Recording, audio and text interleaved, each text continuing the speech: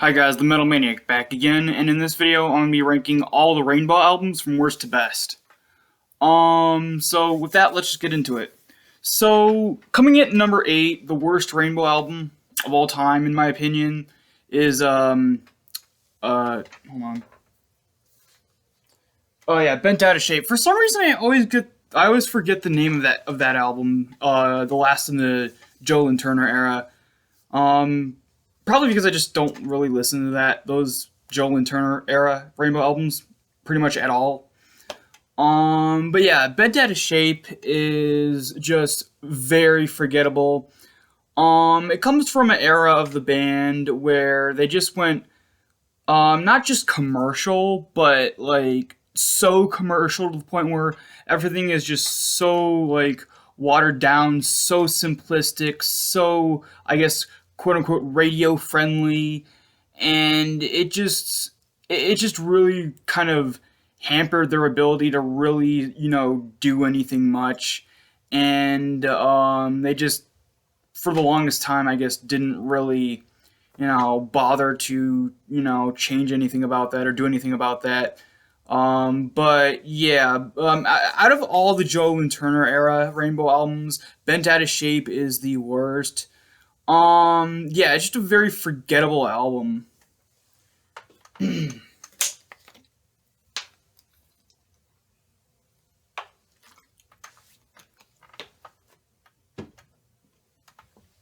All right. Number 7 is Straight Between the Eyes.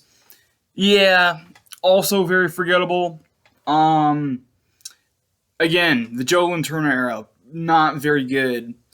I will say that the first song that I can't remember the name of is okay, but yeah, the rest of the album is also pretty forgettable for the most part.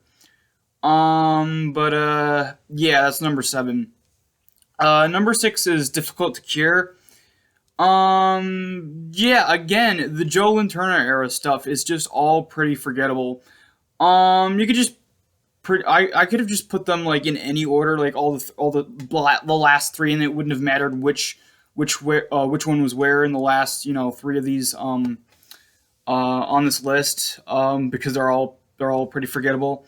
But I had to put them somewhere, and I just decided to just do it in this order. Yeah, I mean it's just Difficult to Cure is just as lame and boring and forgettable as the other two. But thankfully, going forward in this list, it just gets better and better from then on. All right.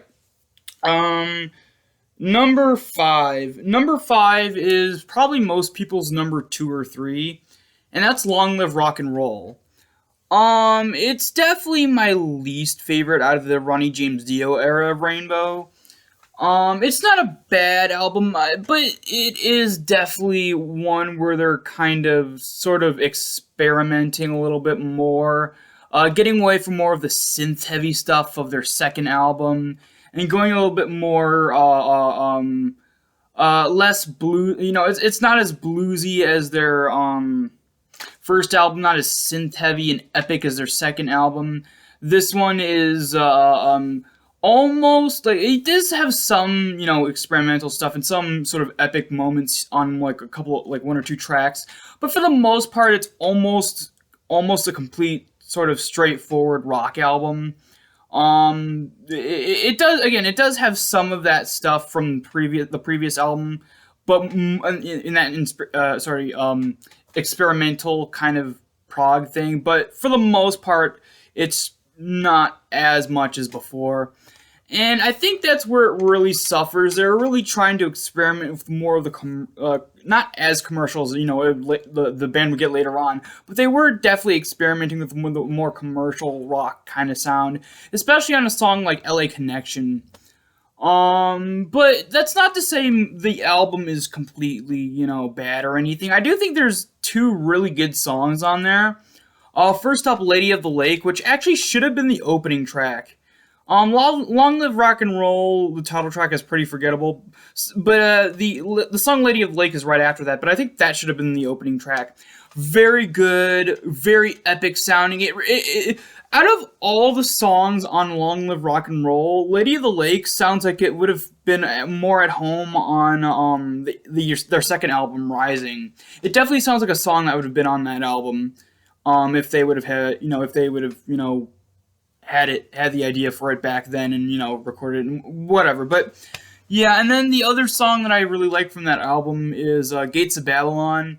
Very epic, very Arabian, sort of Middle Eastern type vibe, and it's just a very cool song. Another one that's a more epic, sort of proggy, almost experimental-ish type song from Rainbow that again would have fit on their second album.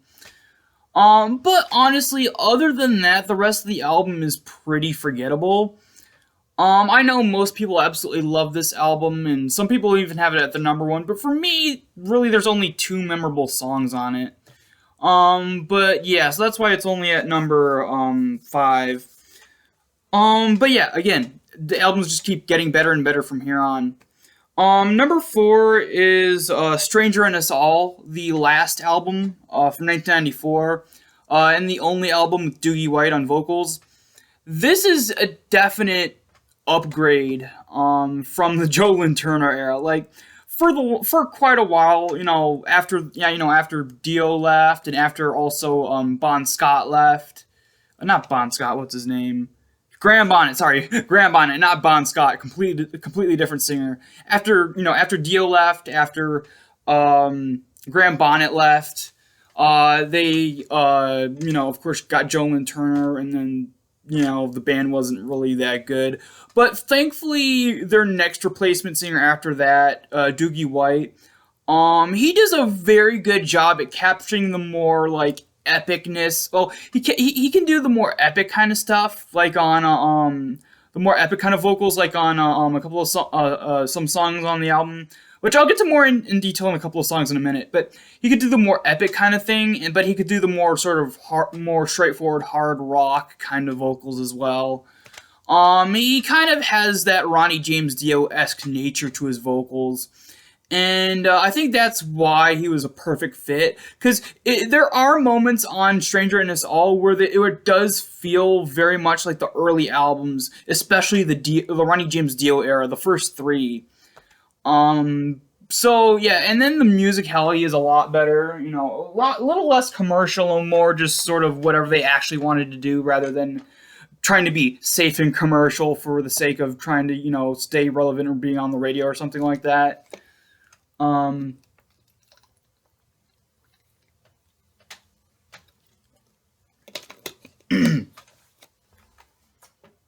But yeah, I mean, yeah, there's definitely a lot of. It is a patchy album. I won't lie. It is a patchy album, but there are quite a few really good songs.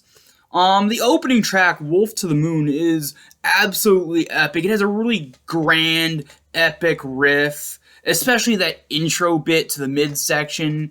Really, really cool. Doogie White's vocals are just absolutely powerful and epic.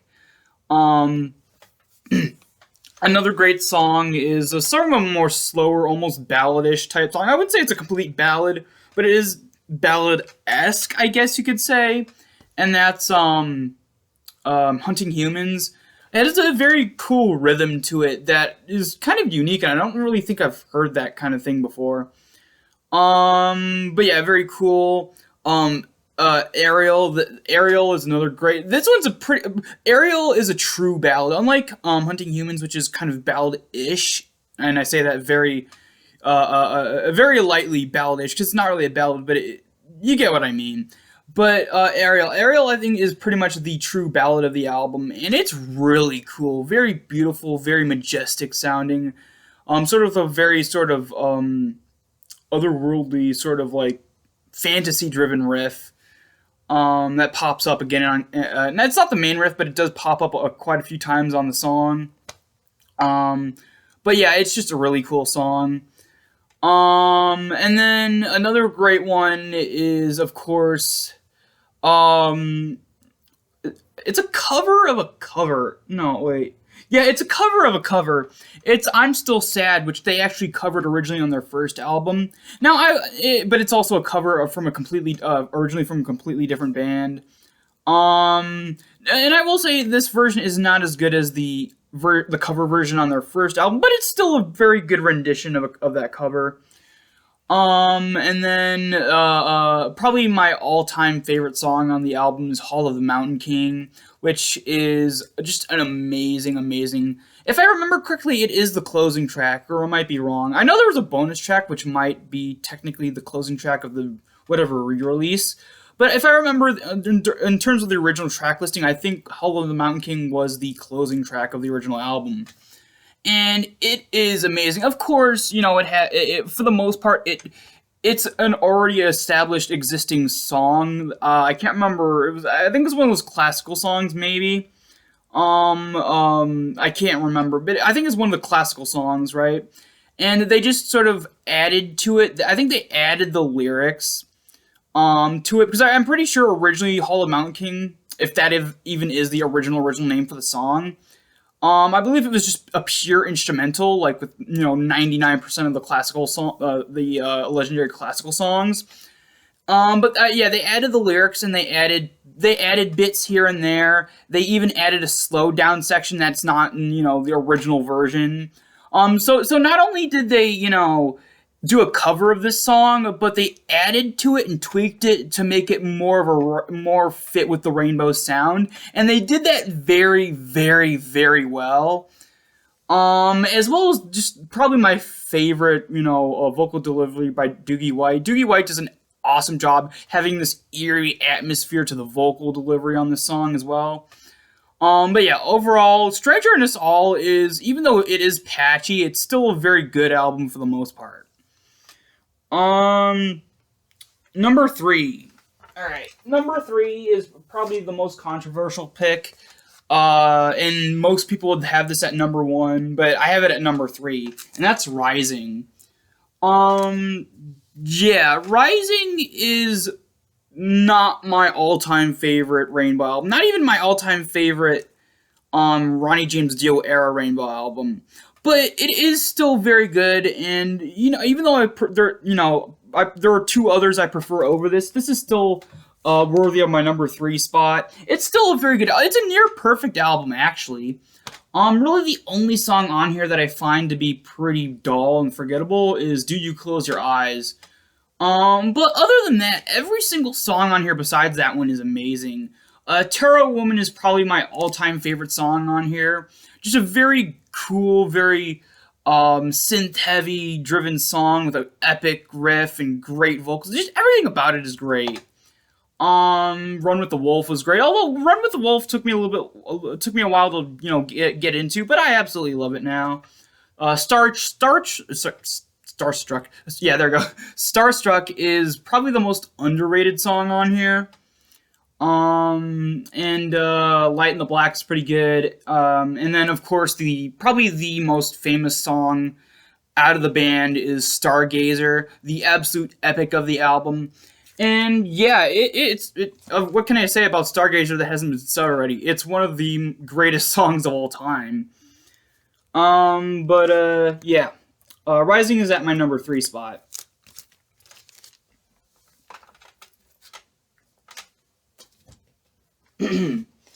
Alright, number 2. Number 2 is their debut album, Richie Blackmore's Rainbow.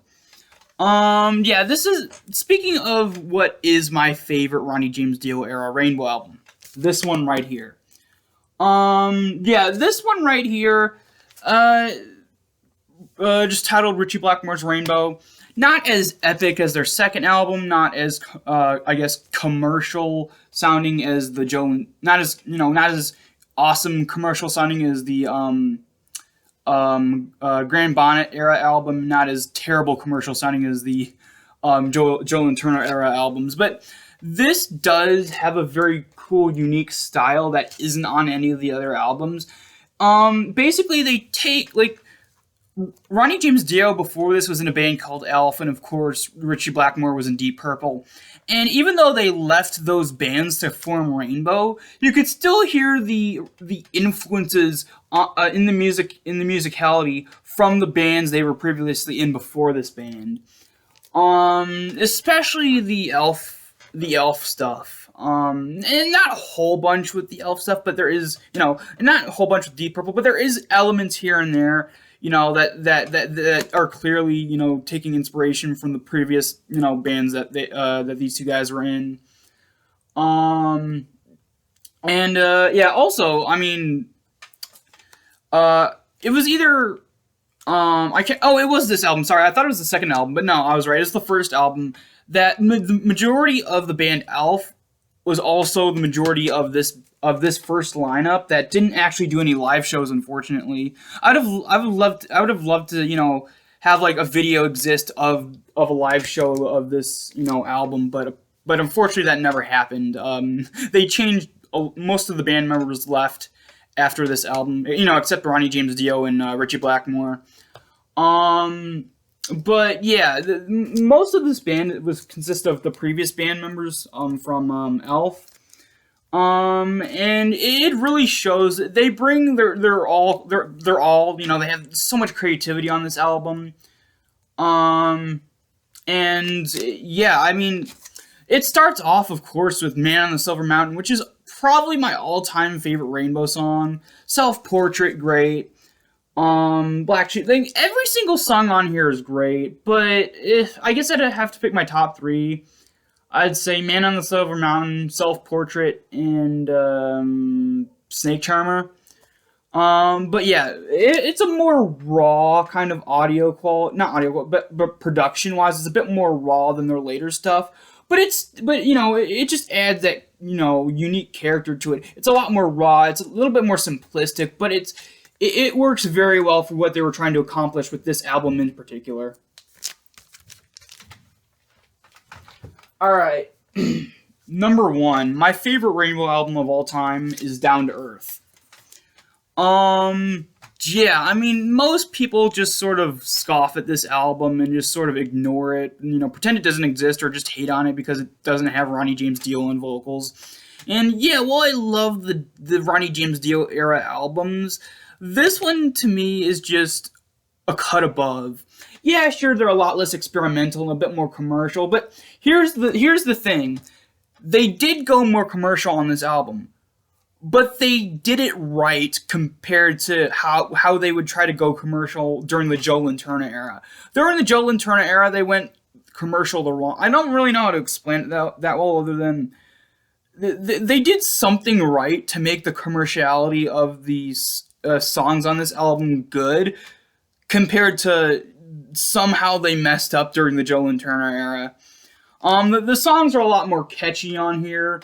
Compared to the commerciality of the Joe Turner era albums, they're a lot more catchy. They're a lot more memorable. Anyway, so Graham Bonnet is on this album, and I wish he was on. I wish they kept him on for the last couple of albums because his vocals are amazing. Yeah, sure, they're not as epic as Dio's vocals or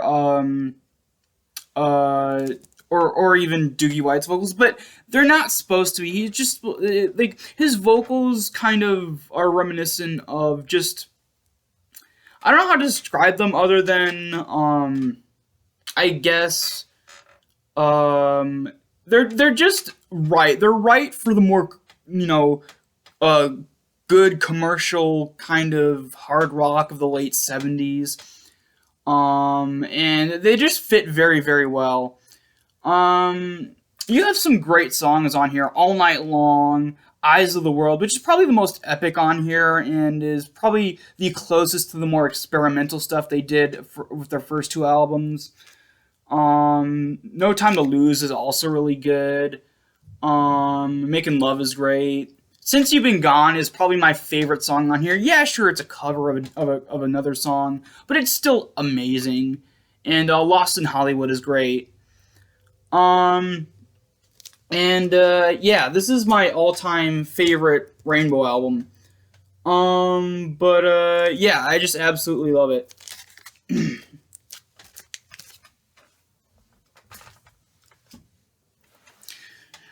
Alright, so that's it for this video. Hope you guys enjoyed, and I will see you all next time.